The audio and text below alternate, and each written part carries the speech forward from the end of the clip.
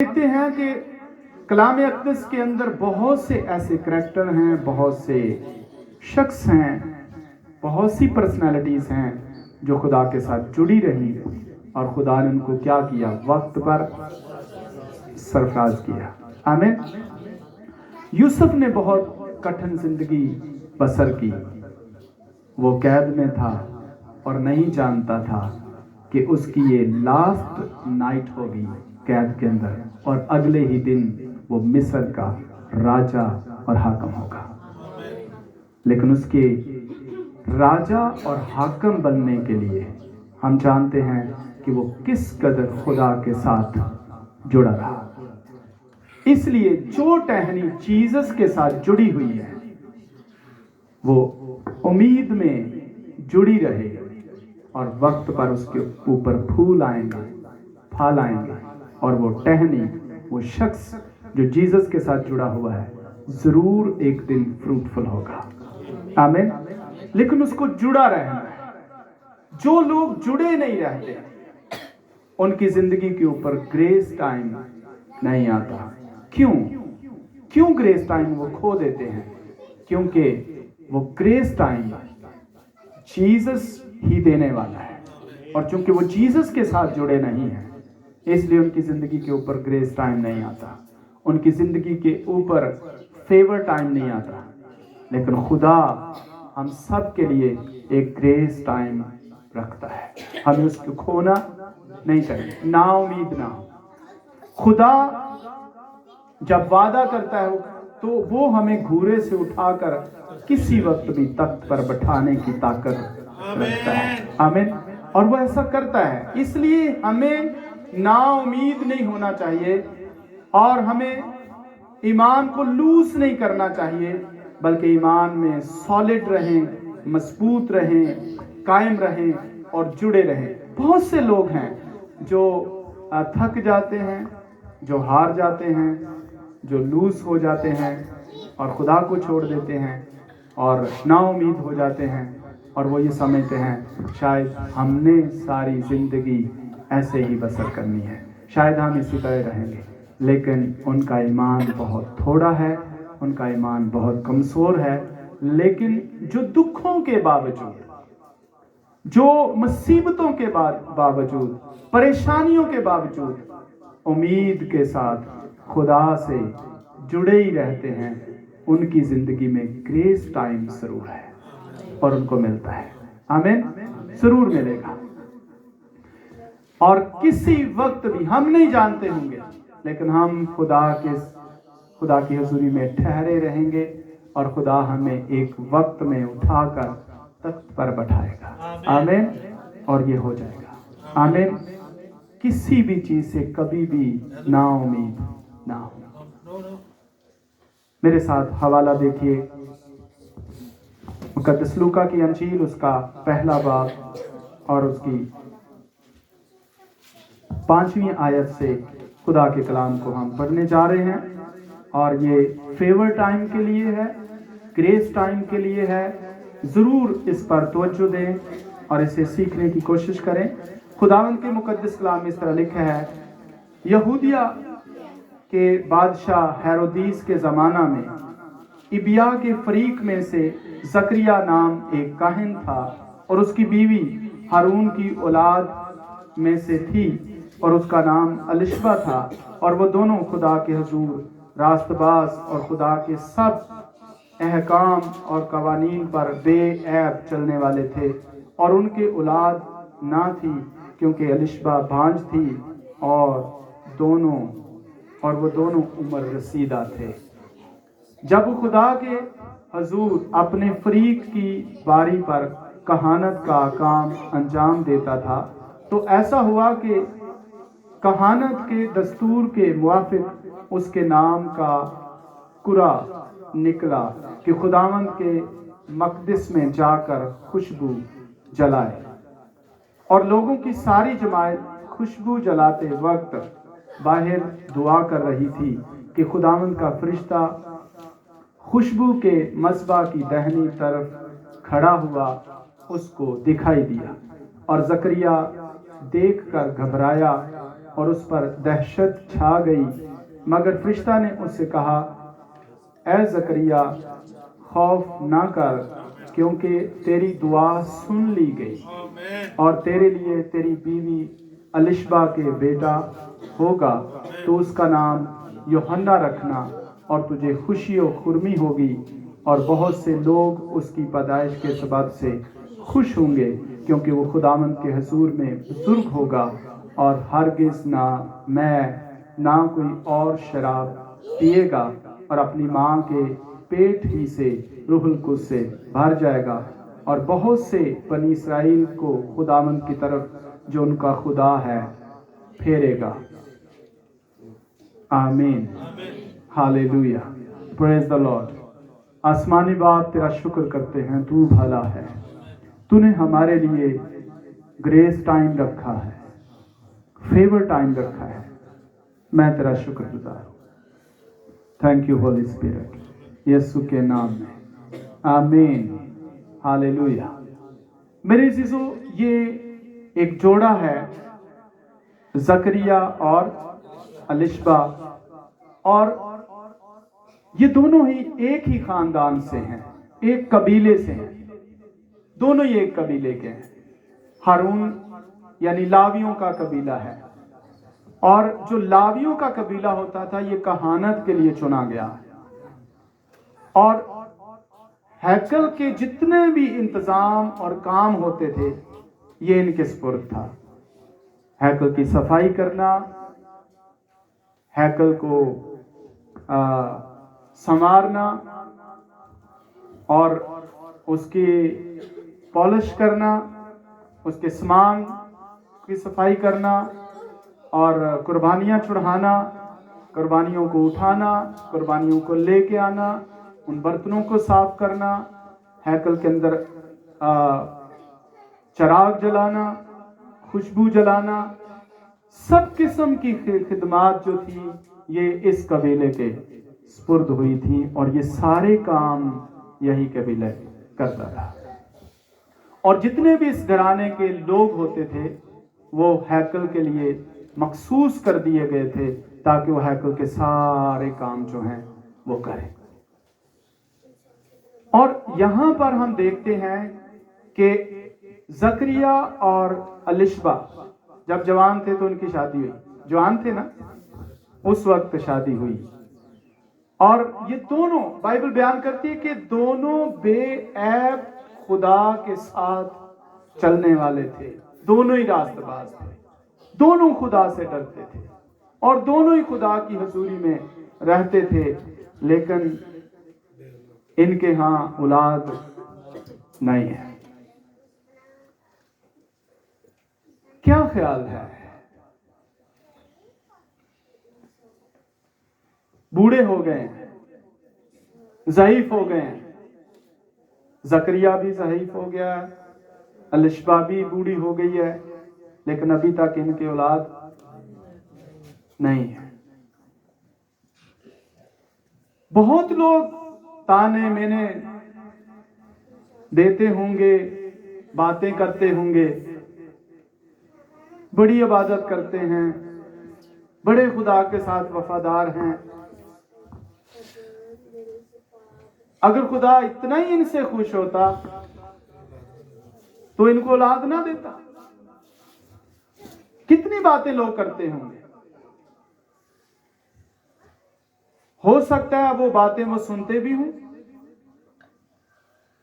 उनको लोगों की बातें सुनाई भी देती हूं, पता भी चलता हो कि लोग हमें ऐसी ऐसी बातें करते हैं, लेकिन वो एक बात जानते थे,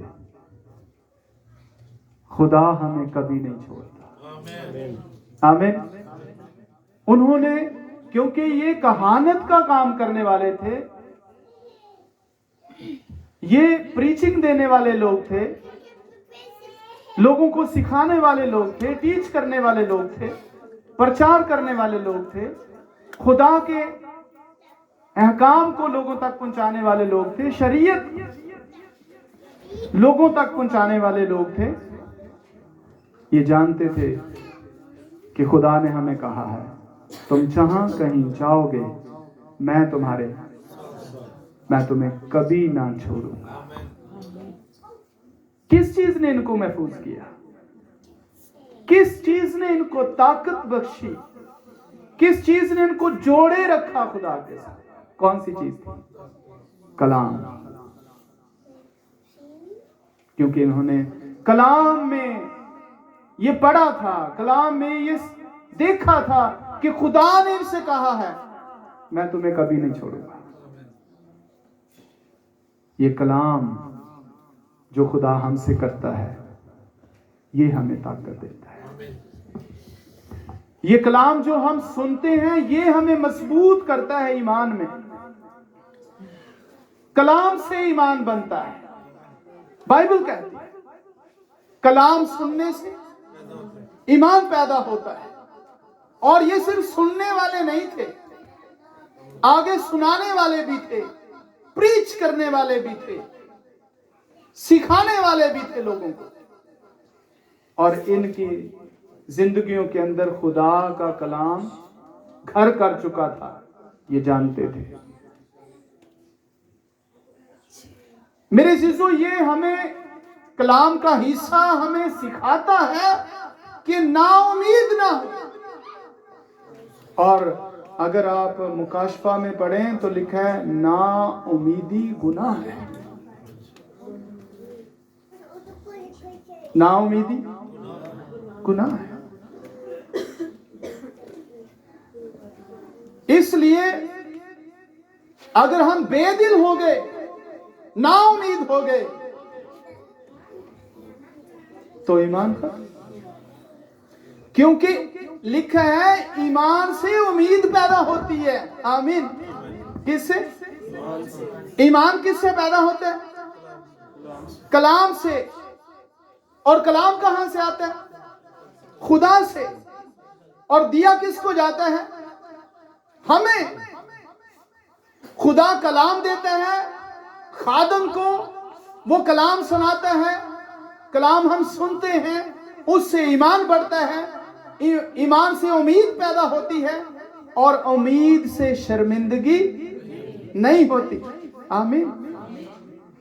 इसलिए उम्मीद जो है ये हमारे अंदर बनी रहनी चाहिए। अगर नाउमीद हो गए तो फिर बेईमान के बराबर है। नाउमीदी गुनाह है।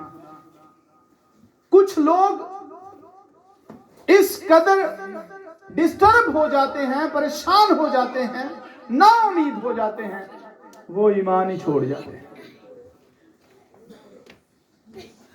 कौन ऐसा करने के लिए उनको मजबूर कर देता है?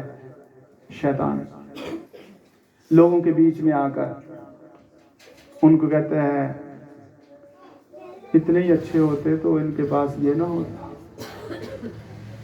वो ना होता, इसी हालत में क्यों है? मेरे अजीजों, हमेशा शैतान हमारे ईमान को कमजोर करता है, नाउमीदी की तरफ हमें लेके जाता है, लेकिन कभी ना उम्मीद ना। मजबूत रहे, उम्मीद रखें, भरोसा रखें, कायम रहें, जुड़े रहें खुदा के साथ, शुक्रगुजार रहें, प्रशंसा में, हम्द व सताइश में, कलाम खुदा में, दुआओं में, उसकी हजूरी में बैठे, आप कामयाब होंगे, आप बढ़ेंगे। खुदा आपको कभी नहीं छोड़ेगा। वो हमेशा आपको कुव्वत देगा अपने कलाम से। इसलिए कलाम को सुनते रहें ताकि आपकी उम्मीद कायम रह सके। बथेरे लोगों ने इनके खिलाफ बातें की होंगी। अलिशबा को आकर कई बहनें उसे दुख देती होंगी, जैसे हन्ना के साथ भी हुआ। तो बहुत सी बहनें ऐसे काम करने में माहिर होती हैं। एक्चुअली ऐसे काम शैतान करवाता है, किसी को परेशान करने के लिए, किसी को डिस्टर्ब करने के लिए, बेदिल करने के लिए, लेकिन हम हमेशा ईमान में कायम रहेंगे और उम्मीद रखेंगे। उम्मीद को हाथ से ना जाने दें। एक दिन खुदा हमें उठाएगा और ऊपर लेके जाएगा। जैसे हर साल खुदा हमें एक नया साल देता है। आप जानते हैं मौसम चेंज होते रहते हैं, हालात बदलते रहते हैं। जीसस को शागिर्दों ने कहा, खुदावन तू फिर यरूशलेम की तरफ जाता है? वो तो तुझे संसार करने वाले थे। जीसस ने कहा, क्या एक दिन के 24 घंटे नहीं होते? और हर घंटा अलग अलग होता है। अगले ही लम्हे खुदा हमारे लिए क्या कर सकता है हम नहीं जानते, पर वो कर सकता है। आमीन। वो सब कुछ कर सकता है क्योंकि वो कादिर मुतलक खुदा, वो सब कुछ कर सकता है। इसलिए उस पर भरोसा रखें, उस पर ईमान रखें। अब्राहम को और सारा को भी खुदा ने इसी तरह ब्लेस्ड किया और खुदा ने कहा खुदावंद के लिए कोई चीज नामुमकिन नहीं है। वो सब कुछ करने की पावर रखता है। और यही जवाब दिया खुदा ने अब्राहम को और सारा को। और ये लोग जब खुदावंद के साथ जुड़े, कब से जुड़े? क्योंकि इनका काम ही खुदावंद की हमदो सताइश करना है।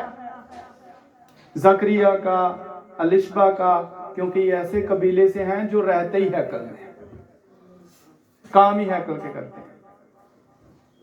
और पैदा होते ही इनके स्पुर्द जो ड्यूटियां लगी हैं वो हैकल के लिए लगी हुई।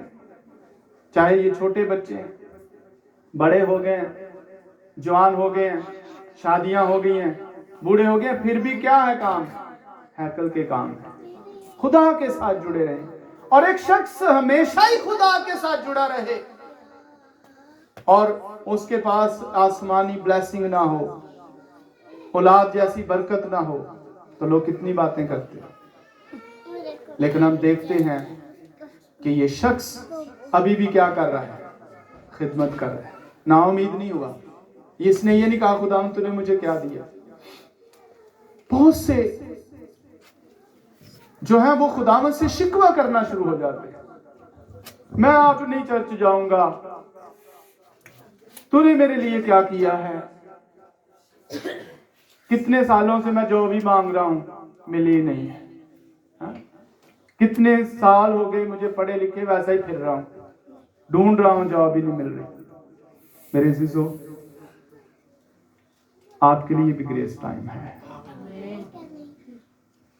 आपके लिए भी खुदा ने एक वक्त मुकर्रर किया है और वो उस वक्त पे आपको एक अच्छी जॉब बख्शेगा। जकरिया जिस दिन जकरिया की बारी आई तो कुरा डाला गया। मतलब कि हर दफा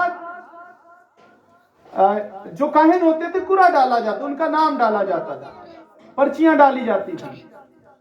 उनके कुरा डालने का अंदाज कैसा था हम नहीं जानते, लेकिन कुरा डालते थे। तो बाइबल में लिखा है कि वो कुरा जकरिया के नाम का निकला। आज भी वो खुदा के पीछे वफादार नजर आ रहा है। उसने ये नहीं कहा नहीं मैं नहीं जाऊंगा खुशबू जलाने के लिए, मुझे खुदा ने क्या दिया है। इनकार किया। थोड़े काहिन नहीं होते थे, बहुत काहिन होते थे। हर रोज खुशबू जलानी है, हर रोज चिरागों को रोशन करना है, हर रोज लाइटिंग ऑन करनी है, हर रोज चिराग जलाने हैं। तो कुरा डाला जाता था, खुशबू जलाने के लिए कुरा डाला जाता था।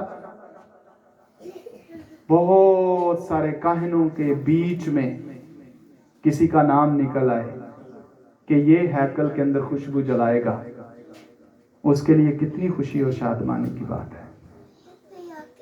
मेरे अज़ीज़ों, जब खुदा यहां से हमारे लिए बात करता है, किसी शख्स को बुलाता है आगे, आप खड़े हो जाओ, आप चर्च का ये काम करो, तो ये उसके लिए मामूली नहीं है, ये उसके लिए आम काम नहीं है। उसको खुशी और शादमानी से उस काम को कबूल करना चाहिए और करने के लिए उसे अग्री होना चाहिए कि मैं करूंगा। ये छोटी बात नहीं है किसी को खुदा आवाज बुलाए आप ये काम करो।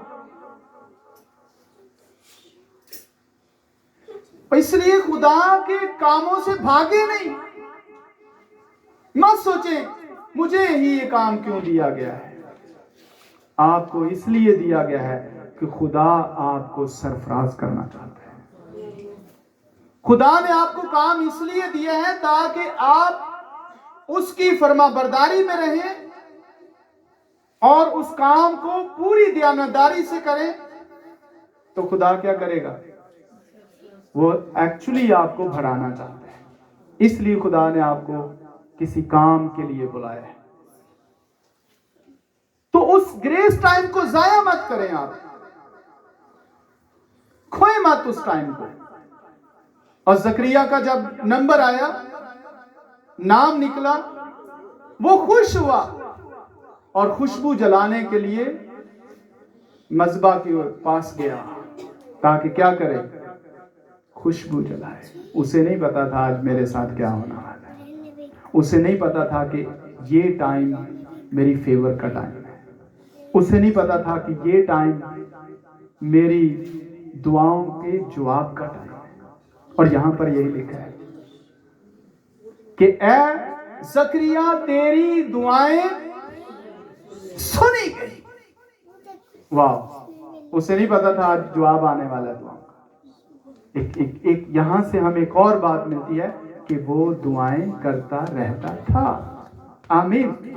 वो मुसलसल दुआएं करता रहता था लेकिन जवाब नहीं आ रहा। इसका मतलब है दुआएं वही शख्स जारी रख सकता है जिसको उम्मीद होती है। जिस शख्स को उम्मीद नहीं होती ना खुदा से, वो दुआएं भी छोड़ देता है। वो कहता है क्या जरूरत है दुआ करने की, क्या फायदा है दुआ करने का, खुदा तो सुनता ही नहीं है। खुदा ने मुझे जवाब भी नहीं दिया। क्या ख्याल है शादी से लेकर आप बूढ़े हो गए, कितने साल हो गए होंगे? दुआएं हो रही हैं, दुआएं हो रही हैं, दुआएं हो रही हैं, दुआएं हो रही हैं। क्या 10 सालों के बाद ही बूढ़े हो गए थे वो? हा? या 20 सालों में बूढ़े हो गए थे शादी के बाद? बूढ़ा होने पे टाइम लगता है। इतनी जल्दी तो नहीं बंदा बूढ़ा हो जाता ना, बूढ़ा होने में भी टाइम लगता है। लेकिन बाइबल बयान करती है कि वो दुआएं करते रहे। पता नहीं उन्होंने 10 साल दुआएं की, 20 साल दुआएं की, 30 साल दुआएं की, 40 साल तक दुआ करते रहे या 50 साल तक दुआ करते रहे। बूढ़े जरूर हो गए पर क्या करते रहे? दुआ करते रहे। अगर ना उम्मीद हो जाते, बेईमान हो जाते तो दुआएं तो ना करते। लेकिन कौन कह रहा है कि तेरी दुआएं सुनी गई? फरिश्ता कह रहा है। फरिश्ते झूठ नहीं बोलते। उनके पास पूरा नॉलेज है, उनके पास पूरा इल्म है। और जब वो शख्स खुशबू जला रहा था तो उस वक्त खुदा ने अपने फरिश्ते को उसके लिए भेजा। ये था उसका फेवर टाइम जो खुदा ने उसकी फेवर की। उसने अपना फरिश्ता भेजा और उसने कहा जा मेरे बंदा को जकरिया को बोल कि तेरी दुआएं सुनी गई। मत डर, खौफ ज़दा ना हो। मत डर, ना डर, खौफ ज़दा ना हो। हम बहुत दफा खौफ ज़दा हो जाते हैं, लेकिन खुदा हमें क्या कहता है? खौफ ज़दा ना हो, मत डर, तेरी दुआएं सुनी गई हैं। मेरे अजीजों, दुआएं उसी की सुनी जाती हैं जिसकी दुआएं होती हैं, जो दुआएं करता है। जो शख्स दुआएं नहीं करता तो क्या सुना जाएगा? उसकी दुआ ही नहीं है। हम एक हफ्ता दुआ करते हैं, एक महीना, साल, 2 साल, 4 साल, लेकिन यहां 2-4 साल की बात नहीं है। हमें उस ग्रेस टाइम को लेना है। आमीन। हमें उस फेवर टाइम को लेना है और इसलिए हमें जुड़े ही रहना है खुदा के साथ ताकि हम अपनी दुआओं का जवाब हासिल करें। जुड़े रहें। बाइबल में लिखा है इंसान जो है वो चाहता है कि खुदा जल्दी जल्दी काम करे। बहुत से लोग यही चाहते हैं फटाफट करे खुदा, जल्दी करे। देर क्यों कर रही है खुदा? इतनी दुआएं की हैं, खुदा जवाब ही नहीं दे रहा। शायद खुदा नाराज हो गया।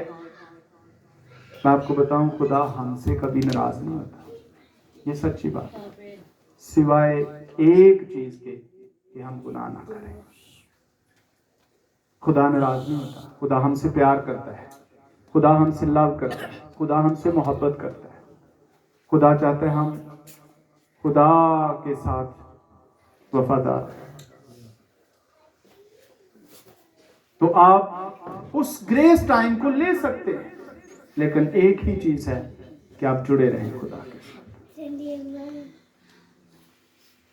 और ऐसी बड़ी खुशी और ऐसी बड़ी शादमानी इस शख्स ने हासिल की, और इसे एक बड़ी खुशखबरी दी गई, और इसे कहा गया कि तेरे बीवी के बेटा होगा, अलिशबा के बेटा होगा, और तू उसका नाम यूहन्ना रखना, जिसका मतलब क्या है? ग्रेस, फजल। क्या होगा? तुम्हारे यहां फजल होगा, तुम्हारे यहां फजल पैदा होगा, खुदा की बख्शिश जारी हो गई। आमीन। और ये वो शख्स है जिसके लिए फरिश्ता ने कहा कि इसके पैदा होने से बड़े खुश होंगे, और ये बहुत से लोगों को खुदा की तरफ लेके आएगा।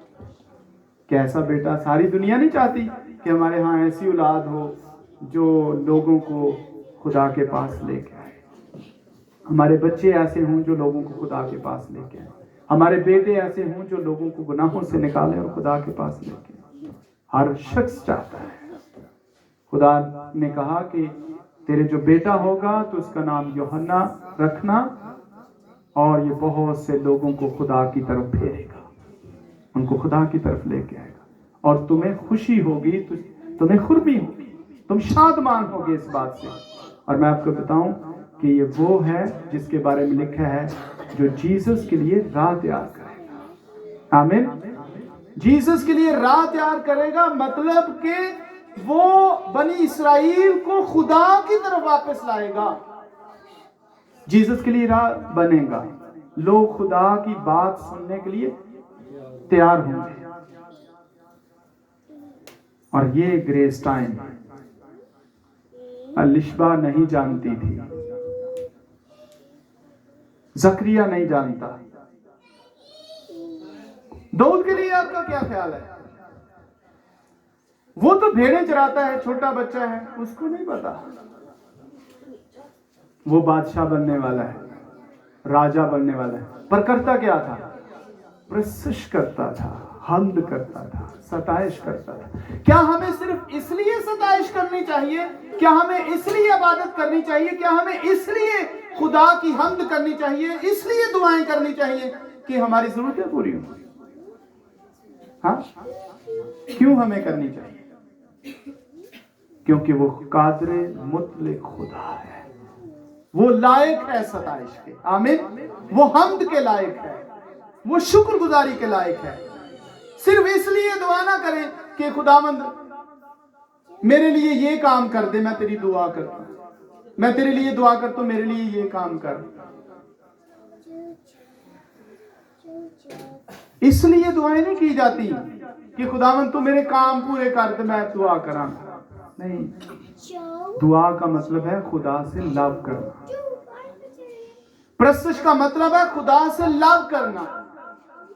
खुदा की हुजूरी में ठहरने का मतलब है खुदा से लव करना।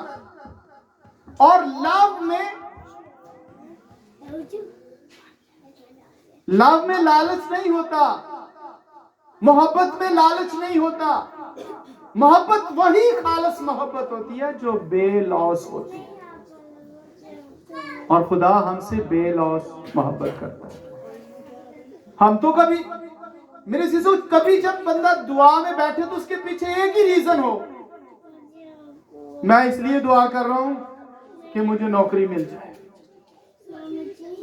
मैं इसलिए दुआ कर रहा हूं कि मेरा वीजा लग जाए, वीजा भी लगेगा, नौकरी भी मिलेगी, बिजनेस भी होगा, सेहत भी होगी, घर भी मिलेगा, सब कुछ होगा, लेकिन दुआ का मकसद ये नहीं होना चाहिए। मैं वो बात बता रहा हूं जो हमारे जहनों में होनी चाहिए। हम कहते हैं दुआ करो नौकरी मिल जाएगी, भाई ठीक है मिलेगी नौकरी, इसमें ये नहीं है कि दुआ करने से नौकरी नहीं मिलेगी, मिलेगी, लेकिन सुपर प्रेयर वो है जिसमें लव हो। सिर्फ इसलिए ना हो कि नौकरी की जरूरत है तो दुआ कर ले, बिजनेस की जरूरत है तो दुआ कर ले, घर की जरूरत है तो दुआ कर ले, ये लव नहीं है, ये तो जरूरतें हैं। और बाप के पास सिर्फ उसी वक्त नहीं जाया जाता कि जब जरूरत हो, बाप के पास लव से भी जाएं, प्यार से जाएं, मोहब्बत के साथ जाएं, बगैर किसी ख्वाहिश, किसी डिजायर के जाएं। और मैं उसको सुपर प्रेयर कहूंगा अगर खुदा की मर्जी के लिए आप जाएं। सबसे बेहतरीन प्रेयर है बाप की मर्जी हमारी जिंदगी में पूरी हो, सुपर प्रेयर। तो जब इस तरह हम खुदा के साथ जुड़े रहते हैं तो ग्रेस टाइम आता है, आमीन, फेवर टाइम आता है। जब दाऊद प्रशंस करता रहता था तो वो इसलिए प्रशंस थोड़ी कर रहा था कि मुझे बादशाह बना दे, मुझे तो पता ही नहीं था मुझे बादशाह बना देगा, उसे तो पता ही नहीं था, उसे तो इल्म ही नहीं था। वो इसलिए थोड़ी प्रशंस करता रहता था, साज खुद ही बनाता रहता था, ये लव था उसका खुदा के साथ, आमीन। और खुदा ने उसके लिए क्या वर्ड बोले, दाऊद मुझे मेरे दिल के मुआफिक मिल गया। वाह, ये खुदा ने उसकी तारीफ की, किसी इंसान ने नहीं की। वो इसलिए खुदा की हमद नहीं करता था, इसलिए खुदा की प्रशंसा नहीं करता था कि खुदावंद मुझे राजा या बादशाह बना दे। मैं समझता हूं कभी उसने ये प्रेयर नहीं की होगी कि मुझे राजा और बादशाह बना दे। वो सिर्फ खुदा से मोहब्बत करता था और जुड़ा रहता था खुदा के साथ। सारा दिन काम भी करना है, काम करने से तो खुदा मना नहीं करता। सारा दिन क्या करता था, काम करता था, जो उसका काम था, भेड़ें चराता था, बकरियां चराता था, जंगल में लेके जाता था, उनकी हिफाजत करता था, ये उसका काम था। लेकिन साज बनाता था अपने हाथ से। उसने साज, बहुत से साज अपने हाथ से बनाए, हम खरीद के भी नहीं लाते, फर्क तो है ना। हम बना बनाया भी नहीं लेके आते अपने घर में, उसने अपने हाथों से साज बनाए और फिर बजा बजा कर धुनें खुद तैयार की, साज बनाए, उनकी आवाजें खुद तैयार की, धुनें खुद तैयार की और गाता रहा, खुदा की हम्द करता रहा, सताइश करता रहा, शुक्रगुजारी में भरा रहा और अपनी भेड़ों बकरियों को चराता था और इस तरह हम्द सताइश करता था। उसने वो इसलिए नहीं करता था कि मुझे राजा बना दे, बादशाह बना दे, नहीं, वो खुदा से प्यार करता था। तो जब हम खुदा से प्यार करना सीख जाते हैं तो फिर खुदा हमारी जिंदगी में अपनी ग्रेस को जारी करता है और उसके लिए उसने एक वक्त रखा है। और दाऊद को तो बहुत जल्द खुदा ने सरफराज कर दिया था। बहुत से लोग ये समझते हैं कि ऐसे लोग जिनकी रिस्पेक्ट करनी चाहिए वो सिर्फ बड़े बड़े जो जवान लोग हैं, जो बूढ़े हैं, जिनके बाल सफेद हो गए, वही रिस्पेक्ट के लायक है। बात सीखने वाली, सुनिए, ये ऐसा नहीं है। जरूर बाइबल में लिखा है कि जो सफेद बालों वाले हैं, जो बूढ़े हो गए, उनके सामने उठ खड़े हो, रिस्पेक्ट करो, उनकी इज्जत करो, उनकी एज का ख्याल करो। लेकिन सिर्फ यही नहीं है, अगर बच्चा जिसको खुदा ने सरफराज किया है उसके सामने भी खुदा चाहता है कि इंसान क्या करे, उसकी रिस्पेक्ट करे, उसकी इज्जत करे। आपका क्या ख्याल है, जब दाऊद बादशाह बना तो जो बड़े बड़े थे वो सामने झुके उसके, क्यों? क्योंकि उसके ऊपर खुदा की ग्रेस थी, खुदा ने उसको घूरे से उठाकर तख्त पर बैठाया था। वो बच्चा था, लेकिन बूढ़े, सर सफेद, जब वो बादशाह बना तो उसके सामने क्या हुए? झुके, झुके उसके सामने। जब वो तख्त पर बैठा तो सारे बड़े जर्नैल जो उसे उसके बाप के दौर के थे, जो बड़ी एज वाले थे, सब उसके सामने झुकते थे, क्योंकि खुदा ने उसको क्या किया है? सरफराज किया। तो ये मत सोचें कि ये बच्चा है, लेकिन जिसके ऊपर ग्रेस है वो फिजिकली जिस्मानी एतबार से बच्चा हो सकता है, लेकिन जिसके ऊपर ग्रेस है वो ग्रेस में कम नहीं है। उसके ऊपर जो खुदा का मस्सा ठहरा हुआ है वो कम नहीं है। एक्चुअली असल चीज वो है, लेकिन उसको क्यों मिली है? क्योंकि खुदा के साथ जुड़े रहने से। एक वक्त, एक टाइम खुदा ने आपके लिए रखा है, लेकिन जब आप खुदा के साथ जुड़े रहेंगे तो आपकी जिंदगी में वो टाइम आएगा। ऐसा हो ही नहीं सकता कि वो टाइम ना आए। खुदा किसी वक्त भी आपके लिए अपने फजल को जारी कर सकता है। फजल तो उसका जारी है, लेकिन आपकी जिंदगी में खुदा उस वक्त फजल जारी कर सकता है जो उसने वक्त ठहराया हुआ है, और उस वक्त को आप खो दें, खुदा के साथ जुड़े ना रहे, तो फिर आप बढ़ेंगे नहीं, आप सरफराज नहीं। इसलिए खुदा कहता है डरो मत। खुदा ने बुजुर्गों के साथ कलाम किया और क्या कहा? डरो मत, तुम्हारे लिए एक ग्रेस टाइम है। डरो मत, खौफजदा ना। आपके लिए नौकरी है, आपके लिए जॉब है, आपके लिए बिजनेस है, आपके लिए सेहत है। बहुत से लोग हैं जो बीमारी की वजह से ना उम्मीद हो जाते हैं, लेकिन खुदा कहता है आपके लिए शिफा है, आपके लिए ग्रेस टाइम है, आपके लिए फेवर टाइम है, आपके लिए शिफा है। वो जो 38 साल का बीमार था, उसे तो पता ही नहीं आज जीसस मेरे पास आने वाला है, कि पता था? वो तो जानते ही नहीं, लेकिन उसके लिए भी खुदा ने एक फेवर टाइम रखा है, एक ग्रेस टाइम। उसको पता ही नहीं है वो क्या कर रहा है।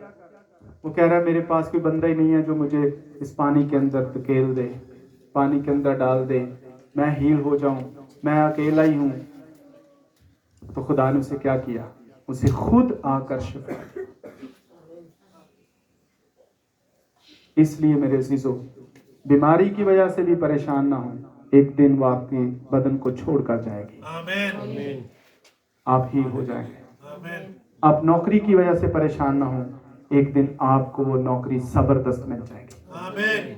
आप बिजनेस की वजह से परेशान हो, आपका बिजनेस नहीं चल रहा, आपको एक दिन जबरदस्त बिजनेस मिल जाएगा। आमीन। आप औलाद की वजह से परेशान ना हो, कि बहुत से लोग हैं जो औलाद की वजह से परेशान है। मेरे अजीजों, एक दिन आपके लिए खुदा ने रखा है ब्लेस्ड करने के लिए। आपको जबरदस्त औलाद मिलेगी जो ना उम्मीद हो गए। अगर घर नहीं है, आप खुदा के साथ जुड़े रहें, एक दिन आपको जबरदस्त घर मिलेगा, जो आपका ड्रीम होगा, जो कभी आप सोचते होंगे कि हमारे पास ऐसा हो, आपके पास होगा। लेकिन आप ना उम्मीद ना हो, आप उस वक्त का इंतजार करें, वेट करें, और वो ग्रेस टाइम आपकी जिंदगी में जरूर आएगा। इसलिए खुदा के साथ जुड़े रहें। आमीन। पिछला पूरा साल खुदावंद ने क्या किया? हम सबको जिंदा रखा, सेहत दी, जरूरतें पूरी की, हम जुड़े रहे खुदा के साथ हर मुश्किल वक्त में। खुदा हमारे इस टाइम को जानता है। आमीन। कि नहीं जानता? खुदा हमारे इस टाइम को जानता है, पर खुदा कि हम उस टाइम को नहीं जानते जिसमें उसने हमें सरफराज करना है। वो कौन सा दिन है? हो सकता है वो कल का ही दिन हो, जिसमें खुदा आपको उठाए और ऊपर लेके जाएगा। आमीन। आप जिस दफ्तर में काम करते हो सकता है 20 साल एक ही रैंक के अंदर चल रहे हैं, एक ही स्केल ले रहे हैं, और आप सोचते भी होंगे मेरा स्केल ही नहीं बढ़ रहा, मेरी तरक्की ही नहीं हो रही, मेरा रैंक ही नहीं बढ़ रहा। लेकिन खुदा ने आपके लिए रैंक रखा है, वो आपको उस रैंक में लेके जाएगा। सब आपके सामने झुकेंगे। क्यों? क्योंकि आप खुदा के सामने झुकते हो। आमीन। और जो कोई खुदा के सामने झुकता है, फिर एक दिन सब उसके सामने झुकेंगे। आमीन। इसलिए पहला टाइम जो है, फर्स्ट प्रायोरिटी जो है, हमें जीसस को देनी है। अव्वल दर्जा जो है वो खुदावंद को दें। खुदा के साथ जुड़े रहें, हर रोज दुआ करें, हर रोज खुदा की हुजूरी में बैठें, हर रोज परस्तश करें, हर रोज खुदा के कलाम को सुने, हर रोज खुदा का कलाम सीखें, हर रोज खुदा के कलाम पर ध्यान दें, तवज्जो दें। खुदा आपको सरफराज करेगा। एक ना उम्मीदी से नहीं, उम्मीद के साथ चलते रहें। आने वाला साल मैं आपको बताना चाहता हूं कि वो आपके लिए है। और खुदा ने वो साल हमें क्यों दिया? ताकि हम बढ़ें, हम उसमें मजबूत हों, हम उसमें ताकतवर हों। जिस तरह बच्चे छोटे होते हैं वो कमजोर होते हैं, लेकिन एक साल मिलता है, उनकी हेल्थ अच्छी हो जाती है, उनकी हड्डियां मजबूत हो जाती हैं। अगले साल उनकी हड्डियां और मजबूत हो जाती हैं, वो और ज्यादा बढ़ते हैं, फिर वो और ज्यादा बढ़ते हैं, फिर वो और ज्यादा बढ़ते हैं। क्या होता है? वो जवान हो जाते हैं। हर आने वाला साल इसी तरह हमें रूह में मजबूत करता जाएगा। आमीन। सो हम खुदावंद की शुक्रगुजारी करते हैं इस खूबसूरत मैसेज के लिए। अपनी जिंदगी में इसको रखें कि कभी भी आप उससे दस्तबरदार ना हो। खुदा आपसे कभी दस्तबरदार नहीं होगा। उसने वादा किया है, मैं कभी तुम्हें ना छोड़ूंगा और ना कभी दस्तबरदार होगा। दस्तबरदार का मतलब होता है मैं तेरा हाथ नहीं छोड़ूंगा। हाथ पकड़, खुद हाथ नहीं छुड़ाना खुदा से, वो नहीं छोड़ेगा, वो हमेशा पकड़ के रखे। आमीन। सो खुदावंद आपके साथ हो।